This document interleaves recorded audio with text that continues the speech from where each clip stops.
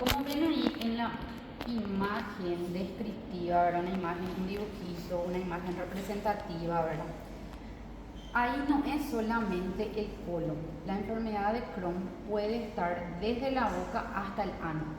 O sea, es una patología que afecta tanto al tracto superior, o sea, afectación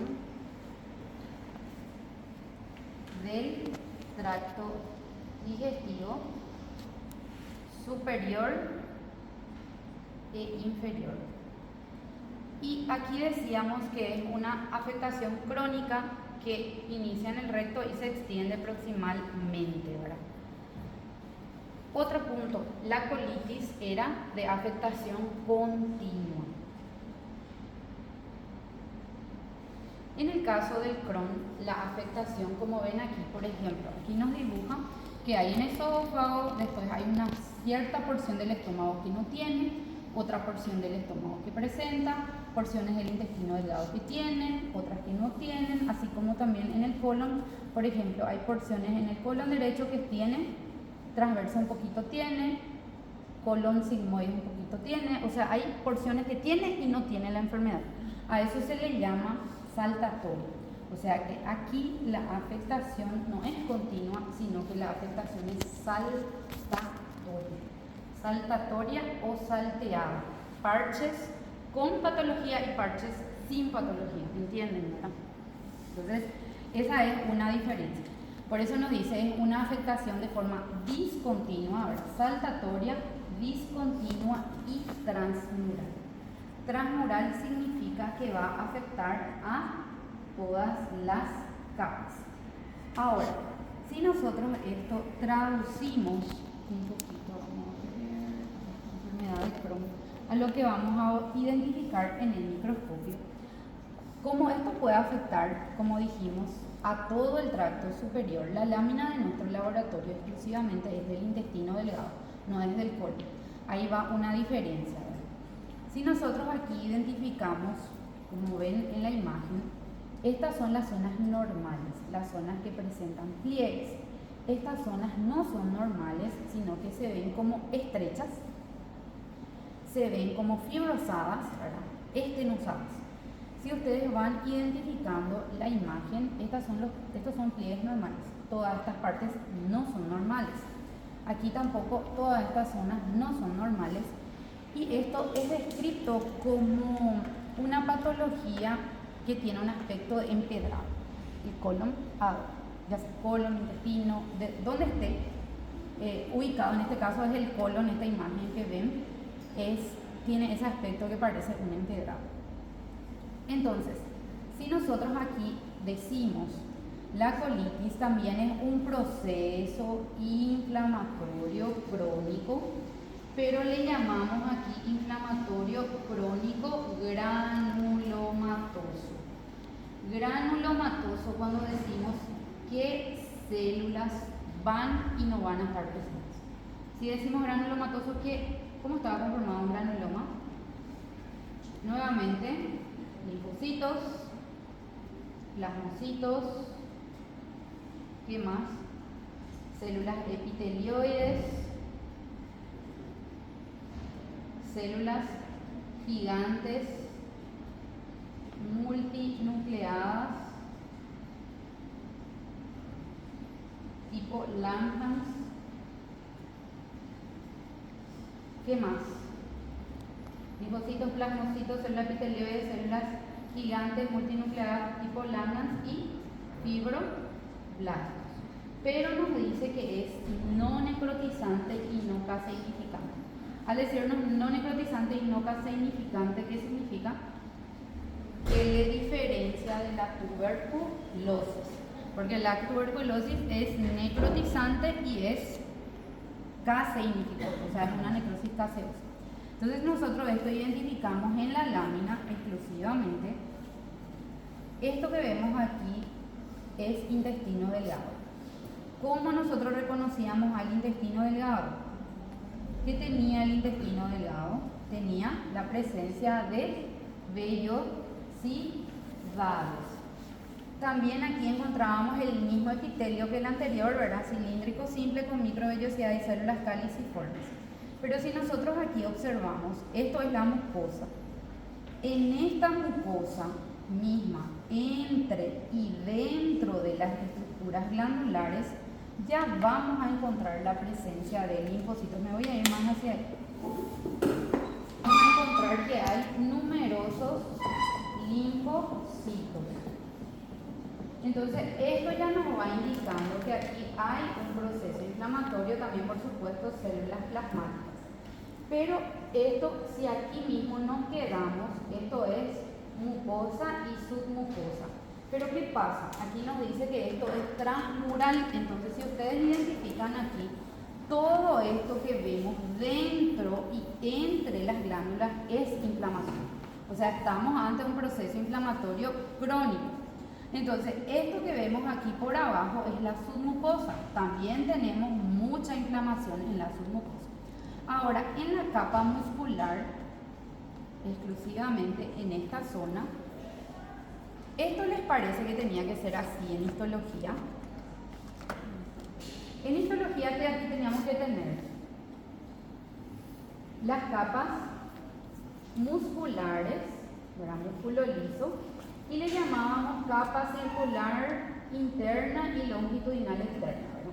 Entonces la capa muscular teníamos que ver en una disposición fasciculada y irregular. Sin embargo, nosotros aquí estamos viendo que hay una especie de fibras que van convirtiendo, o sea, nos da un aspecto de remolino, ¿sí? Se ve como unas áreas arremolinadas, que las fibras hacen una disposición como si fuesen remolinos. Voy a representar eso de color lila aquí. Estas estructuras que vemos así, que nos recuerdan al remolino, son los granulomas. Es decir, cambia prácticamente nuestra histoarquitectura. Y si nosotros vamos mirando, ¿qué es esto que vemos aquí? ¿Qué es eso? Es una célula de Langhans. Es una célula gigante multinucleada tipo Langhans. Ahora, lo que vamos viendo alrededor, esa disposición de células que tienen así como si fuese dos patitas, voy a hacer de color rojo, esas células que vamos viendo así, que son alargadas, son los fibroblastos. Ahora, el linfocito es fácil de ver, ¿verdad? Porque el linfocito, básicamente nosotros veíamos aquí arriba, aquí en este sector vemos en un porcentaje elevadísimo, ¿verdad? En la submucosa también. Ahora, si nosotros sí seguimos la capa muscular, todo esto que parecen como unos puntitos pequeños siguen siendo los linfocitos que van formando como una corona alrededor de los granulomas. Si ustedes observan aquí, aparte de todo eso, consiguen ver como una especie de caminitos blancos, unos espacios blancos, que tampoco tenía que estar en la capa muscular, ¿verdad? ¿Cómo le vamos a llamar a esos caminitos? Edema. Y las áreas de fibrosis son todas estas áreas que vemos de color rosado. Justamente este es un fibroblasto, otro fibroblasto, ¿verdad? Ahora las celulitas que tienen un tamaño mayor, como esta que vemos aquí, serían las células epitelioides, así.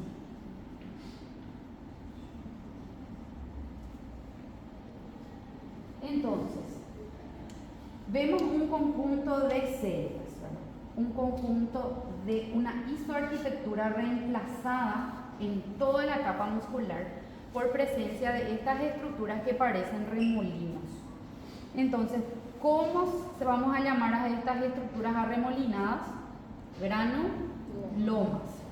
A medida que nosotros vamos llegando hacia el tejido adiposo, había una imagen espectacular, esto que vemos aquí. Esto es ya el tejido adiposo pericólico. Voy a representar el tejido adiposo de color amarillo en este sector. Aquí. Entonces, esto ya es tejido adiposo. ¿Consiguen ver que también alrededor del tejido adiposo hay inflamación? ¿Sí o no?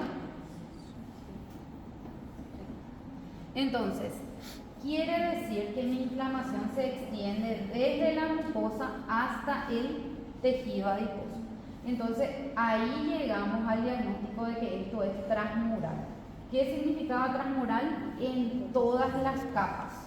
Desde la mucosa, incluso acá no es solo hasta la serosa, hasta el tejido adiposo. ¿Entienden, verdad? Por eso es importante y por eso les insistí en la lámina de colitis y les expliqué que eso es mucosa y submucosa, porque si ustedes recuerdan la disposición histológica es mucosa, submucosa, muscular, serosa y después tejido adiposo, ¿verdad? Y en ese caso veíamos mucosa, submucosa y se ve un poquito de tejido adiposo, pero no confundir, eso es el tejido adiposo, por el corte nada más salió ahí el tejido adiposo, porque ahí tenía que ser muscular, serosa y después tejido adiposo. Entonces, concluyendo, colitis es una afectación de mucosa y submucosa. Crohn es desde la mucosa hasta la serosa o en este caso hasta el tejido adiposo, o sea, es transmural. Colitis, su afectación es continua, inicia en el recto y se dirige en sentido proximal abarcando al colon y como su nombre lo dice, colitis es colon. En cambio, Crohn afecta a todas las capas y su afectación es saltatoria o discontinua. Es decir, puede haber parches que tiene, no tiene, por eso se le llama saltatoria. En este caso es inflamación crónica, entonces lo que vamos a encontrar es linfocitos aislados y unidos y plasmocitos. En este caso el proceso inflamatorio es crónico granulomatoso, por eso vamos a encontrar linfocitos, plasmocitos, fibroblastos, células epitelioides, células gigantes de tipo Langhans, pero no vamos a encontrar necrosis caseosa, por eso decimos no necrotizante, no caseinificante, para diferenciarlo de la tuberculosis. Entonces, volviendo un poquito, aquí también hay distorsión glandular, lo que le llamamos distorsión glandular anteriormente e insistíamos en la colitis. Aquí también está presente, solo que ya no lo describimos, pero vemos que entre las células, o sea que hay un montón de células inflamatorias específicamente, entre mismo y dentro de las glándulas.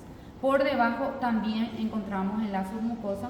Si esto vamos a la capa muscular, también vamos a encontrar en la capa muscular y también vamos a encontrar ya llegando hasta lo que es el tejido adiposo. Y esto que vemos, esta morfología de histoarquitectura reemplazada en la capa muscular por presencia de estas estructuras que hacen como remolinos, son los granulomas, donde tenemos que identificar la célula gigante, los fibroblastos, los linfocitos, la presencia de células epitelioides, que son aquellas que tienen un citoplasma de color rosa, ¿verdad?